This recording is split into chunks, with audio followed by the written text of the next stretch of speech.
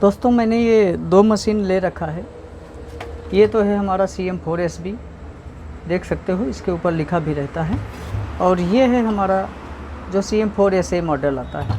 इसमें मुझे एक कमेंट आया था, एक भाई ने पूछा था कि ये जो ब्लेड है ना, ये जो ब्लेड, ये जैसे ही इस नट को टाइट करते हैं वैसे ही ब्लेड इस तरह से जाम हो जाता है। ठीक है, इसकी समस्या क्या होती है चलिए मैं आप लोगों को समझा देता हूँ इस छोटे वीडियो के माध्यम से। वीडियो अच्छी लगे तो वीडियो को लाइक ज़रूर करना। देखिए होता क्या है, ये अभी हमारा एल बोल्ट लगा हुआ है, ये ऊपर वाला,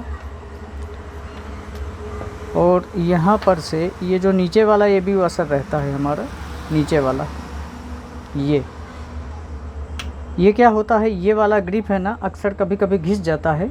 तो ये घिस जाने की वजह से हमारा जो ये हाउजिंग है, ये हाउजिंग रहता है जो इस जगह पर ये जाके टच होने लगता है। या फिर हमारा जो आपको यहाँ पर नज़र आ रहा होगा, ये जो स्पेंडल का साइड वाला भाग रहता है, ये भी कभी कभी क्या होता है कि घिस जाता है।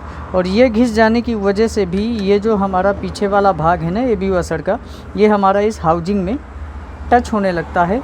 तो इसलिए जैसे ही हम ऊपर से ब्लेड कसते हैं और इसका नीचे तक फिटिंग होता है अच्छे से, वैसे ही हमारा ब्लेड पकड़ लेता है जाम। तो अगर ये समस्या हो रही हो आपका, चाहे CM4SB में हो और या तो फिर CM4SA में हो, इस टाइप का जो हमारा ब्लेड के साथ में ये वाशर लगा हुआ आता है, इसको आप लोग को क्या करना है, इस तरह से नीचे इसके रख देना है। और इसको रखने के बाद में यहाँ से ये जो AB वाशर है इसको रख देना है। इसके बाद में आप ब्लेड टाइट कर लीजिए। आपका जो टाइट होने का, ये एल बोल्ट कसने के बाद में जो ब्लेड टाइट होता है, ये समस्या दूर हो जाएगी।